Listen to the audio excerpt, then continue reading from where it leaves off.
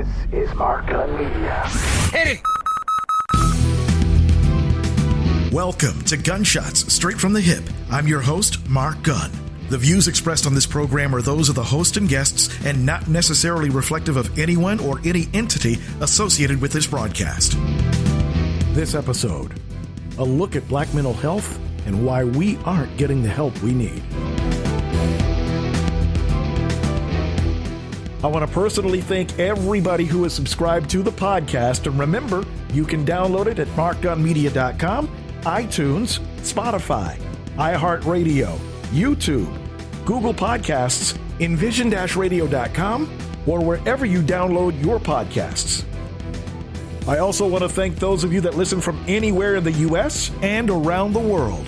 Bonjour to our listeners in France. Guten Tag to those of you listening in Germany. To my friends in Ireland. Dia Huch. Apa kabar Indonesia. Konnichiwa Japan. To my family in Nigeria. In Leo. Hello to my neighbors to the north in Canada. Hello Bangladesh. Hola to my friends in Brazil. G'day in Australia. And hello to those of you listening in the UK. We would love to hear from you, and you can reach out to us by going to our website at markgunmedia.com or through envision-radio.com.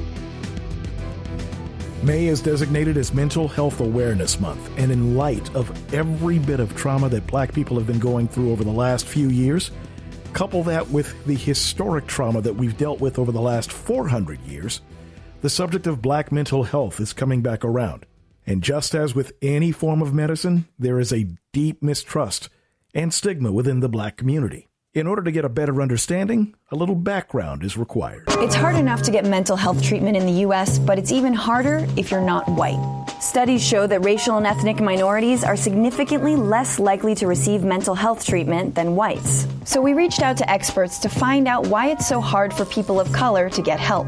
The first thing is stigma. In other words, shame or disgrace that can make people feel excluded. Stigma is a big deal in the U.S., but especially in communities of color.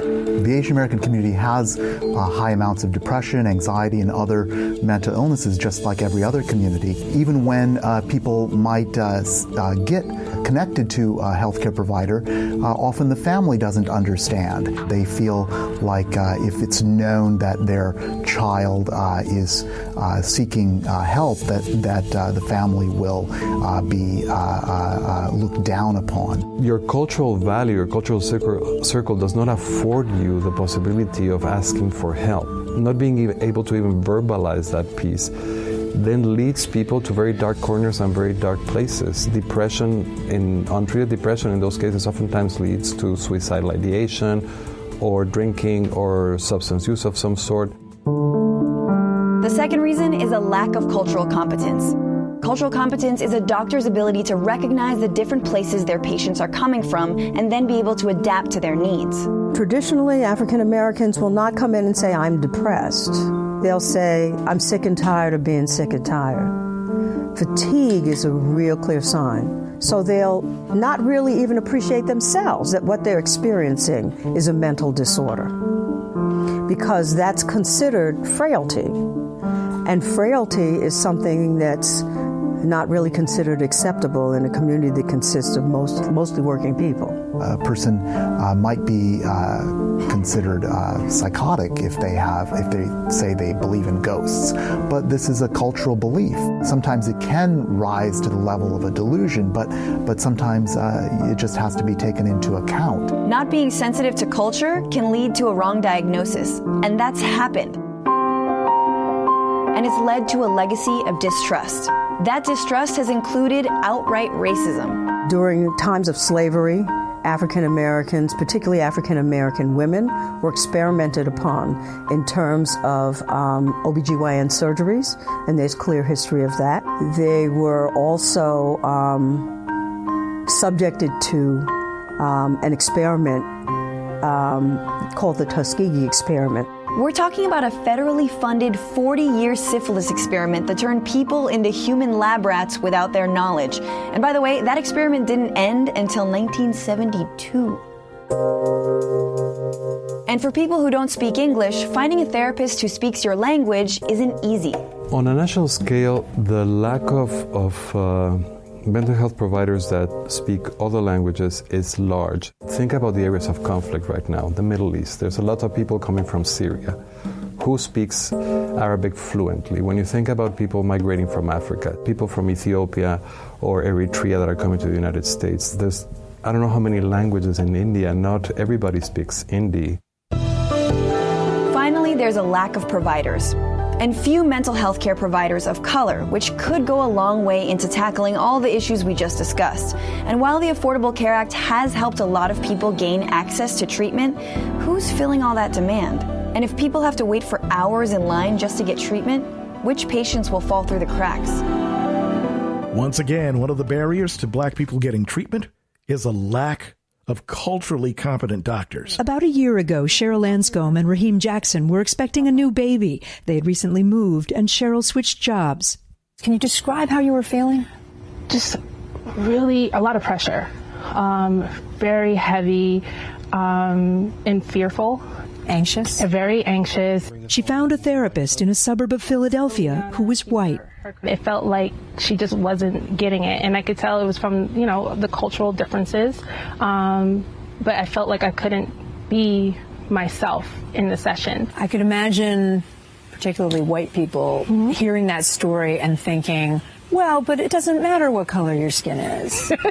Yes, it does. And it's not necessarily a matter of the color of skin, it's more of the cultural backgrounds. Raheem has found a similar disconnect in his 9-year recovery from alcohol and drugs. I'd be in a meeting and I couldn't tell my story fully and honestly because I didn't want to offend the white people in the room. Both tried to find Black therapists. And I was wondering, where are all the Black therapists? Are they hiding underneath a rock? I wanted a Black male therapist. Could you find one? I could not find one for my life. In the U.S., just 4% of psychologists are Black and only 2% of psychiatrists, including Dr. Brandy Jackson in Chicago. She went to medical school only after traveling to Uganda and seeing Black doctors at work. I believe strongly that it's impossible for us to really become something which we cannot first envision in our mind. And when we think of a doctor, we definitely don't default to thinking about a Black person. Added to that, she says many in the Black community are raised to distrust psychological help. Black Americans are about half as likely as white Americans to use mental health services. I think we still have a lot of reckoning to do in the Black community with regards to the stigma around mental illness. So when the time comes for those of us who are becoming doctors to pick a specialty, I think there's that extra layer there. Are there enough people like you to go around? I wish there were. I would. The unfortunate answer is no right now, but I'm an optimist. Dr. Jackson's new website is designed to help draw more Black people into the field. Cheryl did eventually find a new therapist who's Black.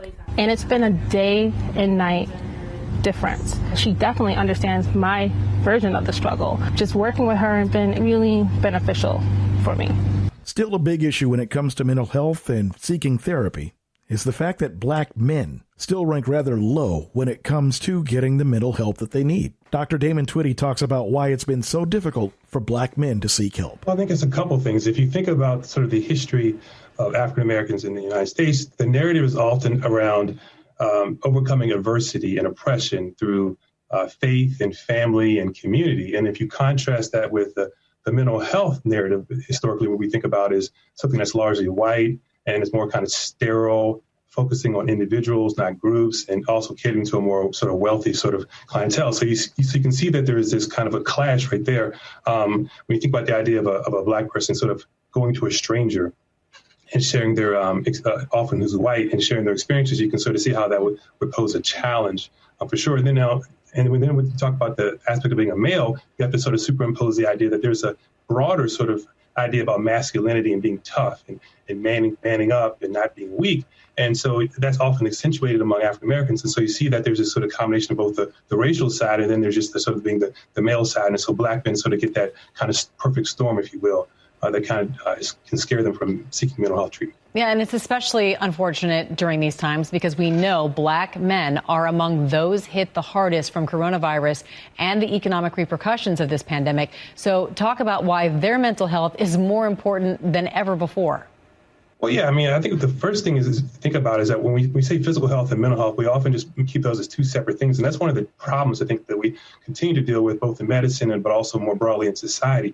Physical health certainly impacts mental health and vice versa. So if your mental health is adversely affected, that in turn will also impact your physical health. And so they're very intertwined. And as you said, Black people are often bearing the brunt of this virus in terms of a lot of early data is just suggesting this. I even recently read something in the Washington Post about my own hometown in Prince George's County, Maryland, talking about the disparities there. So it's also a very personal thing to me as well. But the two things are certainly very intertwined, physical health and mental health. So it's really important to attend to both in this time. Yeah, and self-awareness isn't something that most of us possess at most times. So how do you know if your mental health is in jeopardy? What are some signs you should look out for?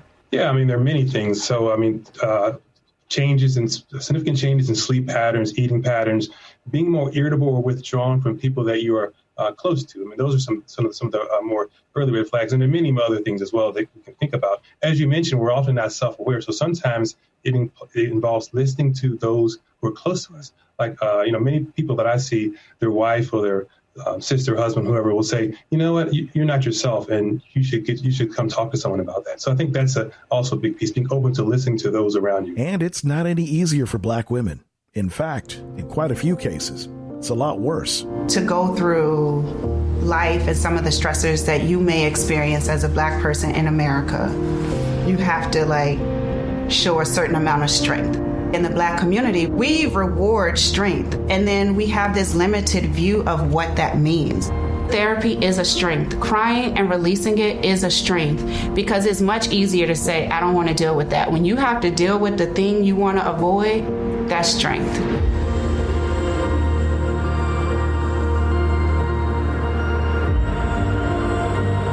I'm at a point now where my mental health is not negotiable. I wasn't always taught to check in with yourself, see how you're feeling. What happens is that either you're going to learn healthy ways of coping, or it may be unhealthy ways. I grew up in Richmond, Virginia with my mom. I'm her only child, her best daughter. My father, we have a relationship, but most of my relationship throughout childhood was seeing him in a prison. In my neighborhood, in my family, I always knew I was going to college. Even as a first-generation college student, you take on that pressure, I have to do this. People have expectations of me. And then when you're starting to feel that separation between how people see me and what they want me to do, but I need help. I just started saying, maybe 2 years ago, don't call me a strong Black woman. Because I don't have to buy into that, but if you label me as that, you're not going to see me as a human. I felt the need to form Black Mental Wellness because there was a huge piece of mental health missing, and that was the mental health of Black people in America. So when you think about psychology, you think about the theories, you think about the approaches to therapy, it's all based on white people. What we know to be true is that Black people communicate differently. We have different stressors. And I think it's important to know this because trauma encodes itself in your body. And that stuff is passed down. The stressors and triggers that are unique to Black people in America is our whole existence in America, right? How do you show up? How is your hair? How are you dressed? That's so much stress, and that's not even the job. So when we think about the cultural shifts and changes, the last 2 years or so, it just seems like it's now the in thing to talk about mental health, and it's the in thing to talk about Black mental health. I feel like educated Black people, they like to say oh, my therapist said. Every time you say that, you're normalizing that experience for someone else. All of those things breaks down the stigma and opens it up for people. Actionable steps that I share, I like to think about the start of the day. Can you wake up, even if it's 10 minutes earlier, where you can just have that quiet time to yourself? Another actionable step, find at least 5 minutes. Go outside and get some fresh air. Because we're spending so much time in our homes or in these enclosed spaces, So many people think that therapy and mental health is for people who are sick.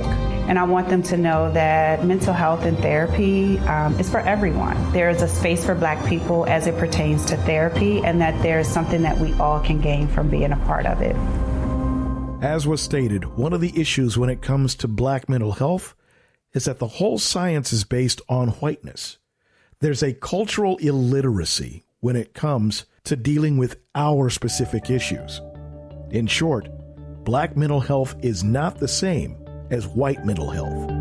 When you look at the historical experience of African Americans in the United States, you have to start with the experience of slavery and the vestiges of slavery in terms of the trauma associated with it.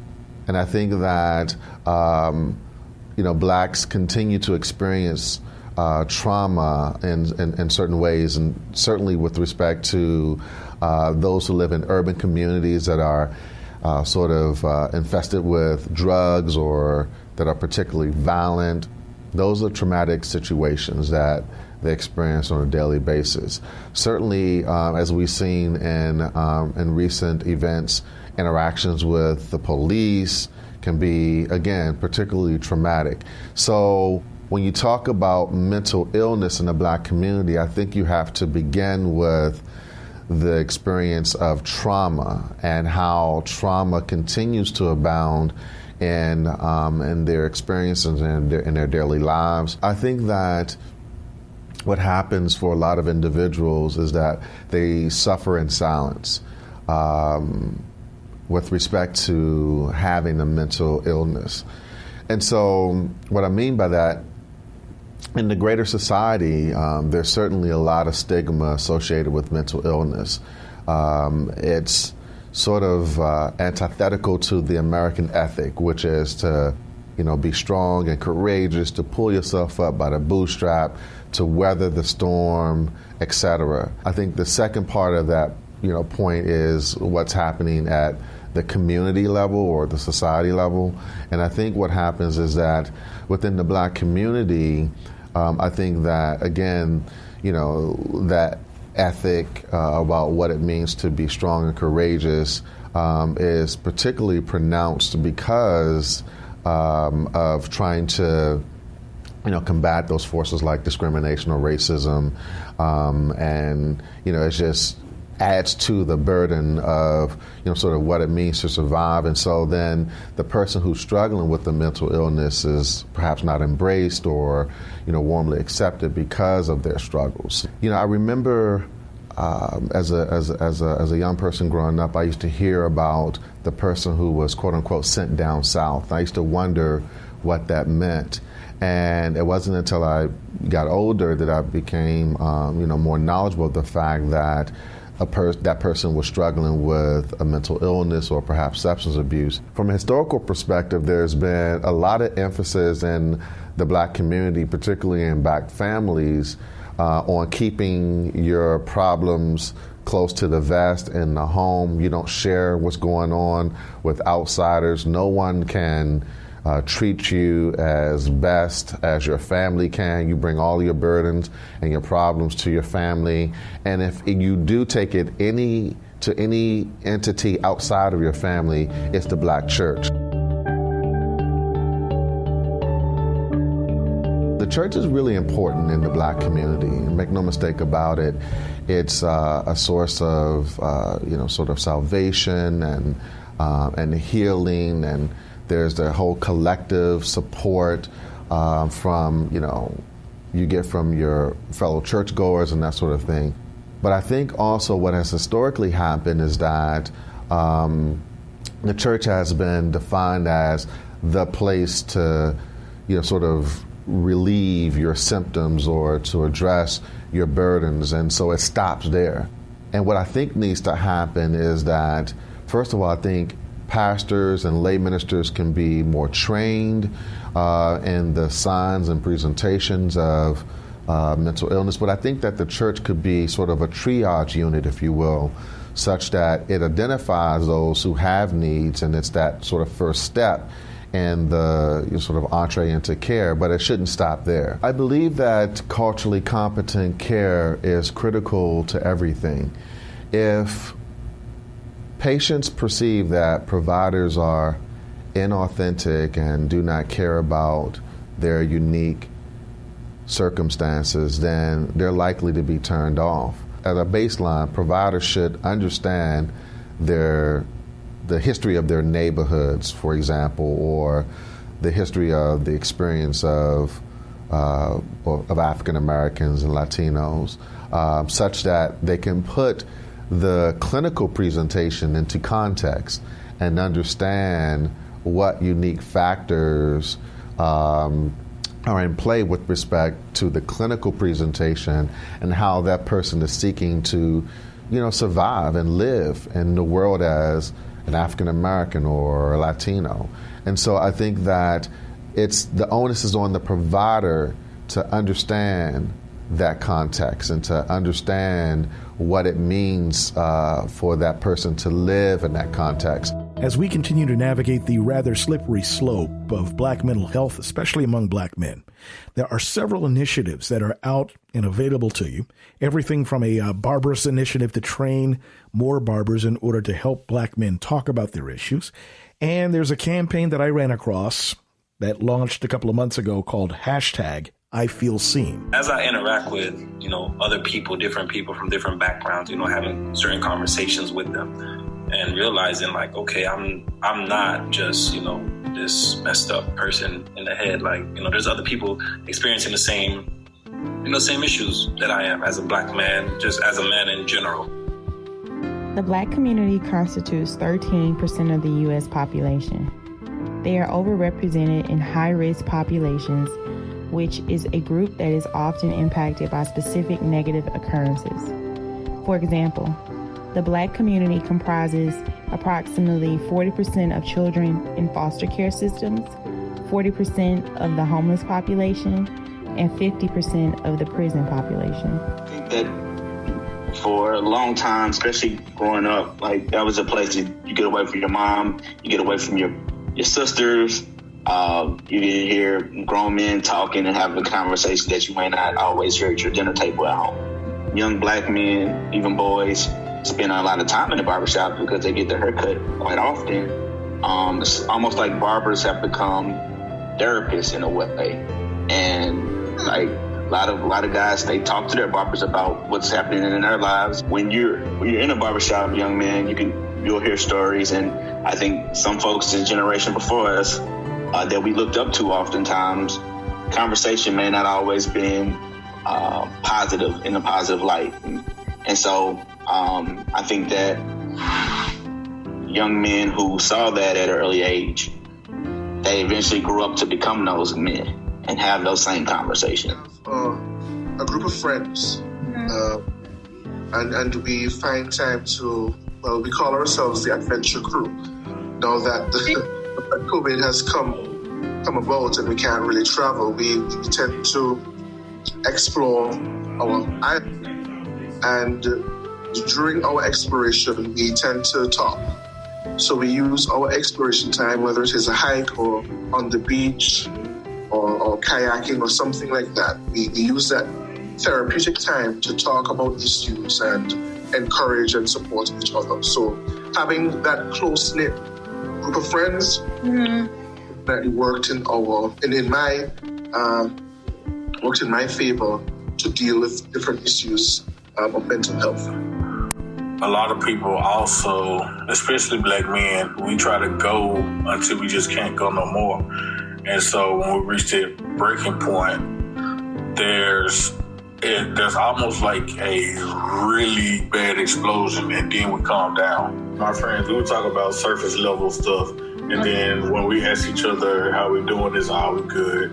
Or, if it's something slight is bothering us, like some business stuff, we'll talk about that, but it's never on a deeper level. And I feel like we should be able to feel comfortable talking more about what's really bothering us. But there's so many of us who just like, okay, I got this, I can do this by myself, that they don't want to tell nobody else because you might feel like they're going to judge, you're going to be judged or whatever. You know, when it comes to the topic of mental health, there really is no discussion that's being had, you know, in a Caribbean household. You know what I'm saying? I'm not saying every Caribbean household is the same, but as far as the norm, it's, you know, practically non-existent. You know, it's me, you know, how we're taught to suppress things, how we're taught that, you know, can't be too emotional, especially as a man. Like, it just always blew me because I've always been, you know, very in tune with my emotions. You know, like I express myself very well. And it's just something that wasn't normal to other people. And, you know, even to my parents, sometimes they're, you know, would say, oh, you're too emotional. You know what I'm saying? You're a boy, you're a man, like you're being too emotional about certain things. And I'm like, I'm just trying to understand, like, what's really going on. I don't think I'm being overly emotional. Here's the thing. We have been fighting a mental health battle since 1619. The generational trauma that's gone on from our ancestors to us is very real. Do not let anybody tell you any different. The difference now is we're becoming more aware of that generational trauma, and some of us are taking steps to deal with it, but it's going to take all of us because the resources aren't there, not to the degree that we need them. So it's going to be up to us to take care of us. As a matter of fact, this young man puts it in the best way possible at this given time. All of my children of color in America, listen to this now. We are not okay. And it is okay to not be okay. If I am learning anything from watching Minnesota and the rest of America right now, it's that all of our ancestors that stayed nonviolent were heroes. The absolute fortitude it took to stand up for what you believed in and to have people disrespecting you in your face and not beat the crap out of them is godly. It is okay to scream. It is okay to punch a pillow. It is okay to be angry and rage. Your feelings are valid. Please be kind to yourself. You are in the pages of history now, my family, and history has its eyes on you.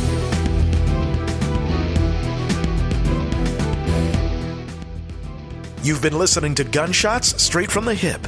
The views expressed are those of the host and guests and not reflective of any business entity or anyone associated with this broadcast. If you have any comments or want more information on how to be a sponsor, log on to our website at markgunmedia.com or call us at 502-407-0283. That's 502-407-0283. Thank you for listening. Mark Gun Media. No hype, no hoopla, just damn good work.